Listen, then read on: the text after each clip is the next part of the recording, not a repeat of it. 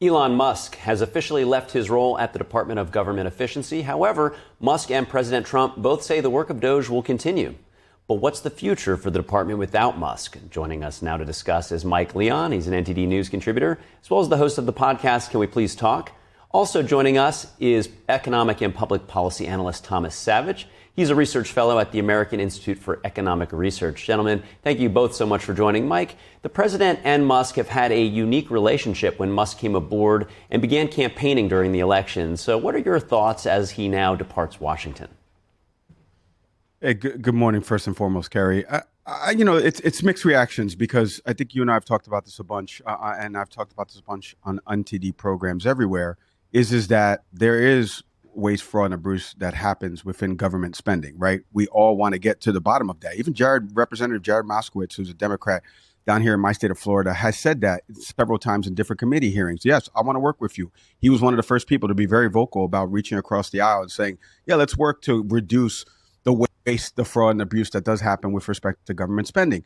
But by any metric that you look at this, let's just go by the math part of this, Kerry. If I told you I was going to write you a check for $2 trillion and I wrote you a check for $135 billion, you would be like, Mike, you're missing a lot of zeros. And that's kind of what's going to end up happening here with respect to the DOGE savings. If you look at his personal businesses and you look at, the Tesla's first quarter losses in April from their P&L statement, obviously, he's taken a hit from his personal side. And then lastly, you mentioned the relationship with the president, and he just is very vocal, Elon Musk, about the one big beautiful bill. And he's gotten into arguments with, obviously, Secretary of State Marco Rubio, and he's called Peter Navarro dumb and doesn't understand anything. And then they've gone back and forth with the barbs. So I think by any metric and any way you slice it, it's been a failure. But I say failure, and I don't mean it in the connotation that it's perceived. I mean it more in terms of he said he was going to save this by his own account, $2 trillion. If we can get to $1 trillion, great. We're not even in the T, we're in the B.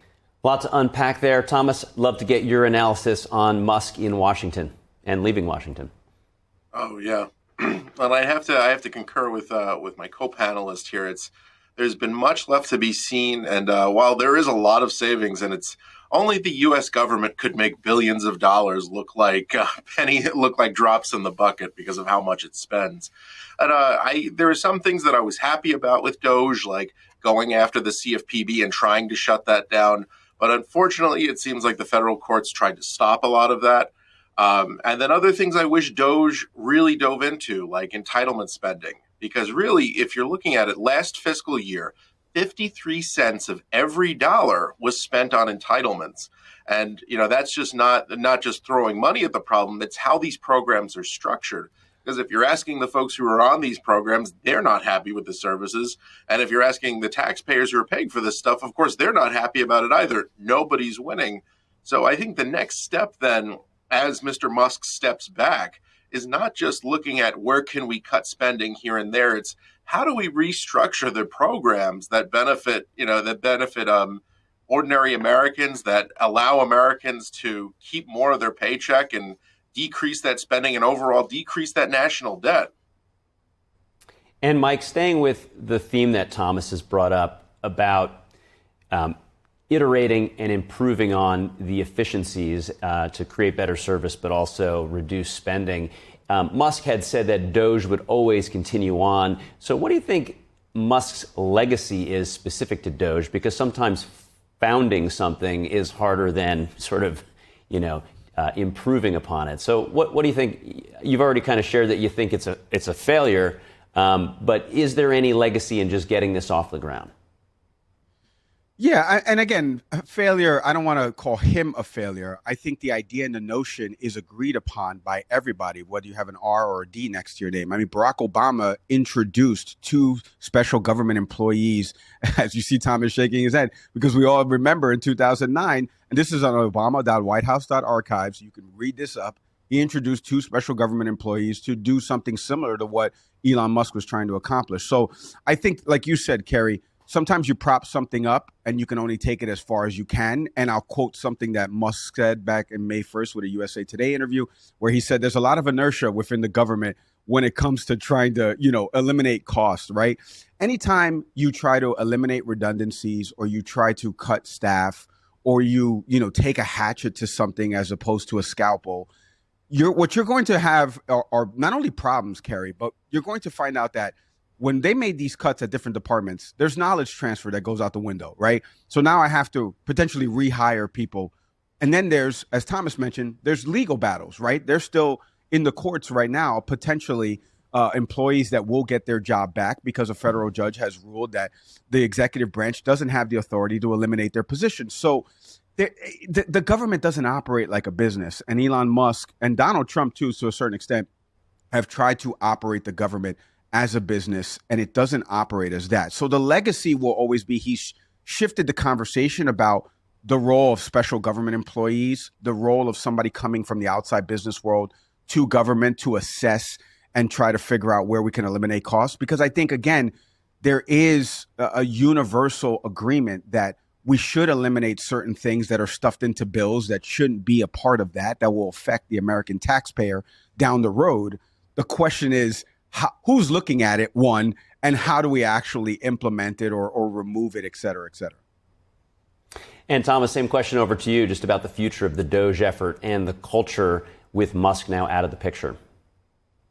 There's definitely going to be an uphill battle for government efficiency because, again, that key word there is inertia. And, it's exactly right. They're trying to run the government like a business, but when you're looking at the incentives, they're way different from a business. A business, you want to provide people with a gooder service at a price they're willing to pay. In government, especially in bureaucracy, your incentives are driven by, and your success is measured by the number of people working under you and how big your discretionary budget is. And so those kind of measurements of success not only invite you to grow, but invite mission creep. And so that's why there's so much inertia when you're trying to streamline government and trying to do right by the taxpayers. One thing I look forward to, I see as hopeful for the future, is the deregulation requests they set up through the Federal Register, that DOGE is set up. In fact, my colleague Paul Mueller and I submitted a deregulation request for a Department of Labor rule that set up under President Biden that allowed private pension plan managers to incorporate things like ESG and DEI into pension plan decisions, into shareholder voting, and into shareholder company board nominations. And so hopefully that request to deregulate, to get that regulation out of there, doesn't fall on deaf ears. This episode of Can We Please Talk is presented by our friends over at Fresh Roasted Coffee. Delicious tasting coffee since 2009. They've been our proud sponsor. You see the promo code there. Look at this. They sent me this beautiful kit right here. Listen to that. Listen to that seal coming out, right? What's in it? Environmentally safe, compostable K-Pods. I love the dark Mexican blend. You can go to their website right now, take the quiz. That quiz is going to put you with a flavor profile. Listen to that sound of the coffee that you're going to be matched up with. Go to freshroastedcoffee.com. Click the link right now in our show notes. You can see it right there. Click that link. It's going to take you to the site. When you get to checkout, use our promo code, Can We Please Get 20? All one word, Can We Please Get 20? You're going to get 20% off your first purchase.